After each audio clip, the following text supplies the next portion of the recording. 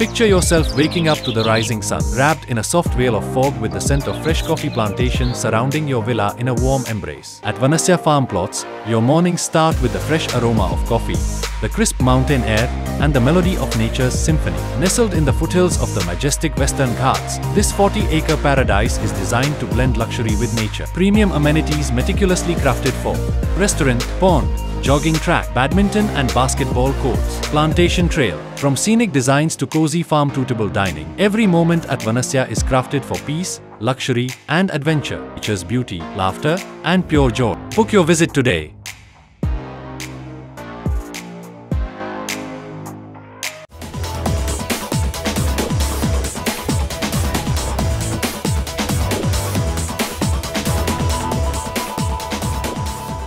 Hi friends, ಇದು mastmaga.comನ international bulletin ಸುತ್ತು ಜಗತ್ತು. ನಾನು ಅಮರ್ ಪ್ರಸಾದ್. ಅಮೆರಿಕದ ಲಾಸ್ ಏಂಜಲೀಸ್ನಲ್ಲಿ ನಡೀತಾ ಇರೋ ಪ್ರತಿಭಟನೆ ತೀವ್ರ ಸ್ವರೂಪ ಪಡಿತಾ ಇದೆ.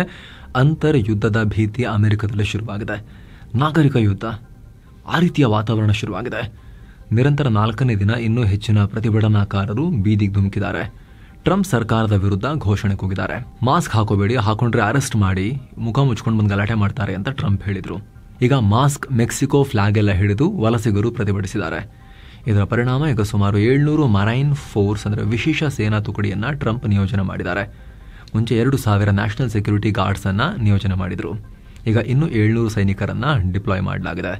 ಅಗತ್ಯ ಬಿದ್ದರೆ ಇನ್ನೂ 4000 ಗಾರ್ಡ್ಸ್ ಹಾಕ್ತೀವಿ ಅಂತ ಅಧಿಕಾರಿಗಳು ಹೇಳಿದ್ದಾರೆ. ಆದರೆ ಇದಕ್ಕೆ ಕ್ಯಾಲಿಫೋರ್ನಿಯಾ ಗವರ್ನರ್ ಆಕ್ರೋಶ ಹೊರ ಹಾಕಿದ್ದಾರೆ. ಅಲ್ಲಿ ಕ್ಯಾಲಿಫೋರ್ನಿಯಾದಲ್ಲಿ ಗವರ್ನರ್ ಡೆಮೊಕ್ರೆಟಿಕ್ ಪಾರ್ಟಿ ಅವರಿದ್ದಾರೆ. ಅವ್ರಿಗೂ ಟ್ರಂಪ್ಗೂ ಈಗ ಶುರುವಾಗಿದೆ. ಸೈನಿಕರಿಗೆ ಸರಿಯಾದ ಆಹಾರ, ನೀರು ಸಿಗ್ತಾ ಇಲ್ಲ. ಸೈನಿಕರಿಗೆ ಈ ಪರಿಸ್ಥಿತಿ ಎದುರಾದರೆ ಪಬ್ಲಿಕ್ ಸೇಫ್ಟಿ ಕತೆ ಏನು? ತುಂಬಾ ಸೈನಿಕರು ಗಲಭೆ ಸ್ಥಳಕ್ಕೆ ಬರ್ತಾ ಇಲ್ಲ, ಆಫೀಸಲ್ಲೇ ಇದ್ದಾರೆ ಅಂತ ಹೇಳಿದ್ದಾರೆ. ಅಲ್ಲದೆ ಟ್ರಂಪ್ರ ಈ ಸೇನಾ ಕ್ರಮದ ವಿರುದ್ಧ ಕೋರ್ಟಲ್ಲಿ ನಾನು ಫೈಟ್ ಮಾಡ್ತೀನಿ ಅಂತ ಹೇಳಿದ್ದಾರೆ. ಇನ್ನು ಸೈನಿಕರು ಕೈಯಲ್ಲಿ ಬಂದೂಕು ಹಿಡಿದು ಪ್ರತಿಭಟನಾಕಾರನ ಚತರಿಸ್ತಿರೋ ವಿಡಿಯೋಸ್ ಈಗ ವೈರಲ್ ಆಗ್ತಿವೆ.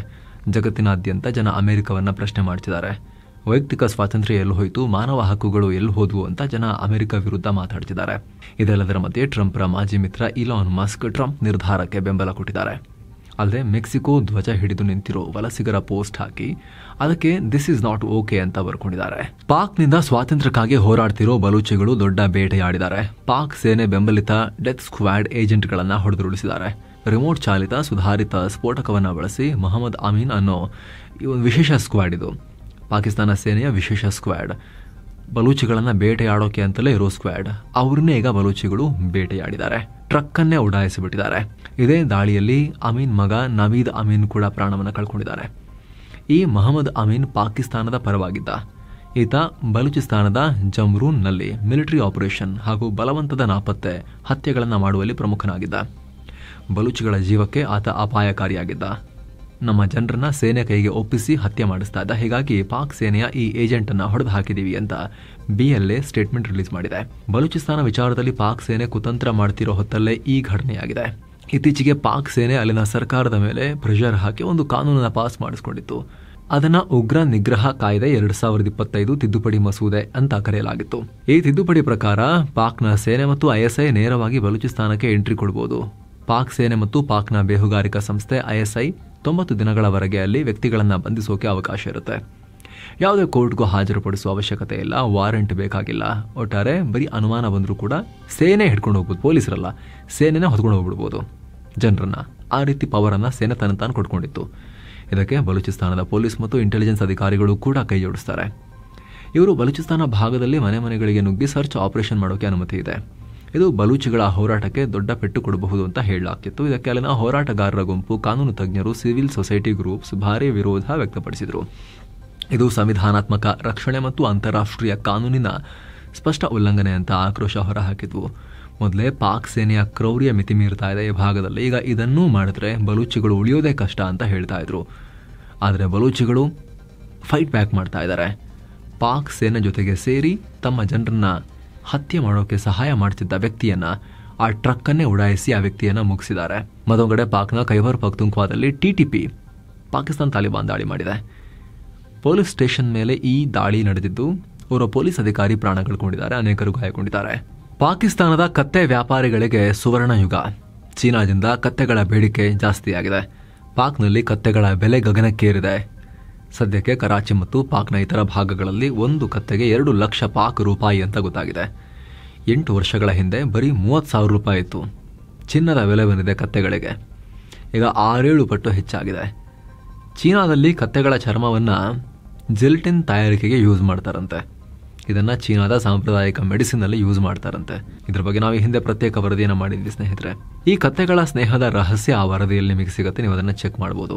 ಇನ್ನೊಂದು ಕಡೆ ಇದೇ ಪಾಕಿಸ್ತಾನದ ಸಾಲ ಈಗ $273 ಬಿಲಿಯನ್ ಏರಿಕೆಯಾಗಿದೆ ಅಂತ ಪಾಕ್ನ ಆರ್ಥಿಕ ಸಮೀಕ್ಷೆ ಹೇಳಿದೆ. ಪಾಕ್ ಹಣಕಾಸು ಸಚಿವ ಮೊಹಮ್ಮದ್ ಔರಂಗಜೇಬ ಈ ರಿಪೋರ್ಟ್ ಅನ್ನು ರಿಲೀಸ್ ಮಾಡಿದ್ದಾರೆ. ಇದರಲ್ಲಿ $182.6 ಬಿಲಿಯನ್ ಸಾಲವನ್ನು ಸ್ಥಳೀಯ ಬ್ಯಾಂಕ್ಗಳಿಂದ ಪಡೆಯಲಾಗಿದೆ ಮತ್ತು $86.85 ಬಿಲಿಯನ್ ಸಾಲವನ್ನು ವಿದೇಶಗಳಿಂದ ಪಡೆಯಲಾಗಿದೆ. ಆರ್ಥಿಕ ವರ್ಷ ಪೂರ್ಣವಾಗುವ ಮುಂಚೆನೇ ಸಾಲ ಇಷ್ಟಕ್ಕೆ ರೀಚ್ ಆಗಿದೆ ಅಂತ ಔರಂಗಜೇಬ ಹೇಳಿರೋದು. ಏನೋ ಪಾಕಿಸ್ತಾನದ ಆರ್ಥಿಕತೆ 2025ರಲ್ಲಿ ಸುಮಾರು 2.7%ನಷ್ಟು ಬೆಳವಣಿಗೆ ಕಾಣುತ್ತೆ. ಕಳೆದ 2 ವರ್ಷದಿಂದ ಪಾಕ್ನ ಆರ್ಥಿಕತೆ ಚೇತರಿಕೆ ಕಾಣ್ತಾ ಇದೆ ಮತ್ತು ಪ್ರಸಕ್ತ ಹಣಕಾಸು ವರ್ಷದಲ್ಲಿ ಪಾಕ್ ಆರ್ಥಿಕತೆ ಹೆಚ್ಚು ಸ್ಥಿರವಾಗಿದೆ. ಲಾಸ್ಟ್ ಇಯರ್ $372 ಬಿಲಿಯನ್ GDP ಇತ್ತು. ಈ ಬಾರಿ ಅದು $411 ಬಿಲಿಯನ್ ಏರಿಕೆಯಾಗಿದೆ ಅಂತ ಹೇಳ್ಕೊಂಡಿದ್ದಾರೆ. ಇನ್ನು ಯುಕ್ರೇನ್ ಮೇಲಿನ ರಷ್ಯಾ ದಾಳಿ ದಿನೇ ದಿನೇ ಜಾಸ್ತಿ ಆಗ್ತಾ ಇದೆ. ಇತ್ತೀಚೆಗಷ್ಟೇ ಸ್ಪೈಡರ್ ವೆಬ್ ಹೆಸರಿನ ಕಾರ್ಯಾಚರಣೆ ನಡೆಸಿ ಯುಕ್ರೇನ್ ರಷ್ಯಾದ ವಿಮಾನಗಳನ್ನು ಸುಟ್ಟುಹಾಕಿತ್ತು. ಈಗ ಅದಕ್ಕೆ ಪ್ರತಿಕಾರ ಅಂತ ಹೊಸದಾಗಿ 500 ಡ್ರೋನ್ಗಳನ್ನು ಹಾರಿಸಿ ರಷ್ಯಾ ದಾಳಿ ಮಾಡಿದೆ. ಪರಿಣಾಮ 2 ಮೃತಪಟ್ಟಿದ್ದಾರೆ ಹಾಗೂ ಕನಿಷ್ಠ 4 ಗಾಯಗೊಂಡಿದ್ದಾರೆ. ರಾಜಧಾನಿ ಕಿಯವ್ ಮತ್ತು ಒಡೆಸ್ಸಾ ಪ್ರದೇಶವನ್ನು ಗುರಿಯಾಗಿಸಿ ರಷ್ಯಾ ದಾಳಿ ನಡೆಸಿದೆ. ಈ ಮೂಲಕ 6 ದಿನದ ಒಳಗೆ ರಷ್ಯಾ ಯುಕ್ರೇನ್ ಮೇಲೆ 3ನೇ ಬಾರಿಗೆ ದೊಡ್ಡ ವೈಮಾನಿಕ ದಾಳಿಯನ್ನು ನಡೆಸಿದಂತಾಗಿದೆ. ಅತ್ತ ಯುಕ್ರೇನ್ ಕೂಡ ರಷ್ಯಾ ಮೇಲೆ ಡ್ರೋನ್ ದಾಳಿ ಮಾಡಿದೆ. ಇದರ ಹಾನಿ ಬಗ್ಗೆ ಇನ್ನಷ್ಟೇ ಕ್ಲಿಯರ್ ಆಗಬೇಕು. ಈ ಭೀಕರ ಸಂಘರ್ಷದ ಮಧ್ಯೆನೇ ರಷ್ಯಾ ಯುಕ್ರೇನ್ ಪರಸ್ಪರ 25 ವರ್ಷದ ಒಳಗಿನ ಯುದ್ಧ ಕೈದಿಗಳನ್ನು ಹಸ್ತಾಂತರ ಮಾಡಿಕೊಂಡಿದ್ದಾರೆ. ಆದರೆ ಎಷ್ಟು ಯುದ್ಧ ಕೈದಿಗಳನ್ನು ಹಸ್ತಾಂತರ ಮಾಡಿಕೊಳ್ಳಲಾಗಿದೆ ಅಂತ ಬಹಿರಂಗಪಡಿಸಿಲ್ಲ. ಜೂನ್ 2ನೇ ತಾರೀಕು ಟರ್ಕಿಯ ಇಸ್ತಾಂಬುಲ್ನಲ್ಲಿ ರಷ್ಯಾ ಮತ್ತು ಯುಕ್ರೇನ್ ಮಾತುಕತೆ ನಡೆಸಿದ್ವು. ಈ ವೇಳೆ 2 ಕಡೆ ಪರಸ್ಪರ 1200 ಯುದ್ಧ ಕೈದಿಗಳನ್ನು ಹಸ್ತಾಂತರ ಮಾಡಿಕೊಳ್ಳೋಕೆ ಒಪ್ಪಂದ ಮಾಡಿಕೊಳ್ಳಲಾಗಿತ್ತು. ಅದರ ಭಾಗವಾಗಿ ಈ ಕೈದಿಗಳ ಹಸ್ತಾಂತರ ನಡೆದಿದೆ. ಏನೋ ಯುಕ್ರೇನ್ ರಷ್ಯಾಗೆ ಹಸ್ತಾಂತರಿಸಿದ ಸೈನಿಕರೆಲ್ಲ ಸದ್ಯಕ್ಕೆ ರಷ್ಯಾದ ಮಿತ್ರ ರಾಷ್ಟ್ರ ಬೆಲಾರೂಸ್ನಲ್ಲಿದ್ದಾರೆ ಅಂತ ರಷ್ಯಾ ಸೇನೆ ಹೇಳಿದೆ. ಬೆಲಾರೂಸ್ನಲ್ಲಿ ಅವರಿಗೆ ಮಾನಸಿಕ ಮತ್ತು ವೈದ್ಯಕೀಯ ಚಿಕಿತ್ಸೆ ಕೊಡಲಾಗ್ತಾ ಇದೆ ಅಂತ ರಷ್ಯಾ ಹೇಳಿದೆ. ಮತ್ತೊಂದು ಕಡೆ ರಷ್ಯಾ ಮುಂದಿನ 5 ವರ್ಷದಲ್ಲಿ ನಮ್ಮ ಮೇಲೆ ದಾಳಿ ಮಾಡೋ ಸಾಧ್ಯತೆ ಇದೆ ಅಂತ NATO secretary general mark Rutte ಹೇಳಿದ್ದಾರೆ. ನಾವು ನಮ್ಮ ಸಾಮೂಹಿಕ ರಕ್ಷಣೆಗಾಗಿ ಇನ್ನೂ ಸ್ಟ್ರಾಂಗ್ ಆಗಬೇಕು. ನಮ್ಮ ಏರ್ ಡಿಫೆನ್ಸನ್ನು 5 ಪಟ್ಟು ಹೆಚ್ಚಿಸಿಕೊಳ್ಬೇಕು. ಸಾವಿರಾರು ಹೆಚ್ಚುವರಿ ಟ್ಯಾಂಕ್ ಮತ್ತು ಲಕ್ಷಾಂತರ ಆರ್ಟಿಲರಿ ಶೆಲ್ಗಳನ್ನು ಸ್ಟೋರ್ ಮಾಡ್ಕೋಬೇಕು. ಆಗ ಮಾತ್ರ ರಷ್ಯಾದ ಈಗಿನ ಶಕ್ತಿಯನ್ನು ಮ್ಯಾಚ್ ಮಾಡೋಕೆ ಸಾಧ್ಯ ಆಗುತ್ತೆ ಅಂತ ಮಾರ್ಕ್ ಹೇಳಿದ್ದಾರೆ. ಬಹುಶಃ ಇವರು ಅಮೆರಿಕವನ್ನು ಬಿಟ್ಟೇ ಹೇಳಿರಬೇಕು. ಅಮೆರಿಕ ನಂಬಕ್ಕಾಗಲ್ಲ ಅನ್ನೋ ಲೆಕ್ಕಾಚಾರದಲ್ಲಿರಬೇಕು. ಯಾಕಂದರೆ ರಷ್ಯಾಗೆ ನಾವು ಮ್ಯಾಚ್ ಮಾಡೋಕ್ಕಾಗಲ್ಲ, 5 ಪಟ್ಟು ಕಮ್ಮಿ ಇದೀವಿ ಅನ್ನೋ ರೀತಿಯಲ್ಲಿ ಇವರು ಹೇಳಿಕೆಯನ್ನು ಕೊಡ್ತಾ ಇದ್ದಾರೆ ಏರ್ ಡಿಫೆನ್ಸ್ನಲ್ಲಿ. ಏನೋ ಇಷ್ಟೆಲ್ಲದರ ಹೊರತಾಗಿ ರಷ್ಯಾ ಆಫ್ರಿಕಾದಲ್ಲಿ ತನ್ನ ಮಿಲಿಟರಿ ಉಪಸ್ಥಿತಿಯನ್ನು ಹೆಚ್ಚಿಸ್ತಾ ಇದೆ ಅಂತ ರಿಪೋರ್ಟ್ ಆಗ್ತಾ ಇದೆ. ಪಾಶ್ಚಿಮಾತ್ಯ ರಾಷ್ಟ್ರಗಳ ಸ್ಯಾಂಕ್ಷನ್ಸ್ ಹೊರತಾಗೂ ಕೂಡ ಆಫ್ರಿಕಾದ ಮಾಲಿ ಸೇರಿ ಆ ಭಾಗದ ಒಂದಷ್ಟು ರಾಷ್ಟ್ರಗಳಲ್ಲಿ ರಷ್ಯಾ ಆಯುಧಗಳನ್ನು ಸಪ್ಲೈ ಮಾಡ್ತಾ ಇದೆ. ರಷ್ಯಾ ಕಳಿಸ್ತಾ ಇರೋ ಆಯುಧಗಳಲ್ಲಿ ಟ್ಯಾಂಕ್ಸ್, ಆರ್ಮರ್ಡ್ ವೆಹಿಕಲ್ ಮತ್ತು ಆರ್ಟಿಲರಿಗಳು ಕೂಡ ಇವೆ. ಏನು ಪಕ್ಕದ ಮಾಲ್ಡೀವ್ಸ್ ರಾಷ್ಟ್ರ ಇಂಟ್ರೆಸ್ಟಿಂಗ್ ಹೆಜ್ಜೆ ಇಟ್ಟಿದೆ. ತನ್ನ ಟೂರಿಸಂನ ರಾಯಭಾರಿಯಾಗಿ ಬಾಲಿವುಡ್ ನಟಿ ಕಟ್ರಿನಾ ಕೈಫ್ರನ್ನ ಆಯ್ಕೆ ಮಾಡಿದೆ ಭಾರತೀಯರನ್ನ ಸೆಳೆಯಕ್ಕೆ. ಈ ಬಗ್ಗೆ ಅಲ್ಲಿನ ಸರ್ಕಾರ ಅಧಿಕೃತವಾಗಿ ಘೋಷಿಸಿದೆ. ಪಿಎಂ ಮೋದಿ ಜುಲೈನಲ್ಲಿ ಮಾಲ್ಡೀವ್ಸ್ಗೆ ಭೇಟಿ ಕೊಡೋ ಸಾಧ್ಯತೆ ಇದೆ. ಅದಕ್ಕೂ ಮೊದಲು ಈ ಬೆಳವಣಿಗೆಯಾಗಿದೆ. ಕೆಲ ತಿಂಗಳುಗಳ ಹಿಂದೆ ಭಾರತದಲ್ಲಿ ಬಾಯ್ಕಾಟ್ ಮಾಲ್ಡೀವ್ಸ್ ಅಭಿಯಾನ ಶುರುವಾಗಿತ್ತು. ದೇಶದ ಪ್ರಧಾನಿಗೆ ಬಾಯಿಗೆ ಬಂದಂಗೆ ಮಾತಾಡಿ ಅಪಮಾನ ಮಾಡಿದ್ದಾರೆ ಅಂತ ಇಲ್ಲಿ ಜನ ರೊಚ್ಚಿಗೆದ್ದಿದ್ರು. ಅದು ಮಾಲ್ಡೀವ್ಸ್ಗೆ ದೊಡ್ಡ ನಷ್ಟ ಮಾಡಿದೆ ಅಂತ ವರದಿಯಾಗಿತ್ತು. ಅದರ ಬೆನ್ನಲ್ಲೇ ಈ ಬೆಳವಣಿಗೆಯಾಗಿದೆ. ಇನ್ನು ಯೂನಸ್ ಆಡಳಿತದ ಬಾಂಗ್ಲಾ ಮಧ್ಯಂತರ ಸರ್ಕಾರ ದೊಡ್ಡ ನಿರ್ಧಾರವನ್ನು ತಗೊಂಡಿದೆ. ರಾಜಧಾನಿ ಢಾಕಾದಲ್ಲಿ ಯಾವುದೇ ಪ್ರತಿಭಟನೆಗಳು, ಸಾರ್ವಜನಿಕ ಸಭೆಗಳು, ರ್ಯಾಲಿಗಳನ್ನು ನಡೆಸದಂತೆ ನಿರ್ಬಂಧ ಹೇರಿದೆ. ಢಾಕಾದಲ್ಲಿರೋ ಸೆಕ್ರೆಟರಿಯೇಟ್ ಕಚೇರಿ ಮತ್ತು ಮೊಹಮ್ಮದ್ ಯೂನುಸ್ರ ಅಧಿಕೃತ ನಿವಾಸ ಜಮುನಾ ಗೆಸ್ಟ್ ಹೌಸ್ ಮತ್ತು ಅದರ ಸುತ್ತಮುತ್ತಲ ಪ್ರದೇಶಗಳನ್ನು ಅನಿರ್ದಿಷ್ಟಾವಧಿವರೆಗೆ ಢಾಕಾ ಪೊಲೀಸರು ಸೀಲ್ ಮಾಡಿದ್ದಾರೆ. ಇತ್ತೀಚೆಗಷ್ಟೇ ಯೂನಸ್ ಸರ್ಕಾರ ಸರ್ಕಾರಿ ನೌಕರರನ್ನ ದುರ್ನಡತೆ ಆಧಾರದ ಮೇಲೆ ಜಾಬ್ನಿಂದ ತೆಗೆಯೋಕೆ ಸರ್ವಿಸ್ ಆಕ್ಟ್ಗೆ ತಿದ್ದುಪಡಿ ಮಾಡಿತ್ತು. ಇದನ್ನು ವಿರೋಧಿಸಿ ಢಾಕಾದಲ್ಲಿ ಭಾರೀ ಪ್ರತಿಭಟನೆಯಾಗಿತ್ತು. ಖುದ್ದು ಬಾಂಗ್ಲಾ ಸೇನೆ ಢಾಕಾಗೆ ಎಂಟ್ರಿ ಕೊಟ್ಟಿತ್ತು. ಇತ್ತೀಚೆಗೆ ಯೂನಸ್ ಮುಂದಿನ ಏಪ್ರಿಲ್ನಲ್ಲಿ ಬಾಂಗ್ಲಾ ಎಲೆಕ್ಷನ್ ನಡೆಸುವ ಬಗ್ಗೆ ತಿಳಿಸಿದ್ರು.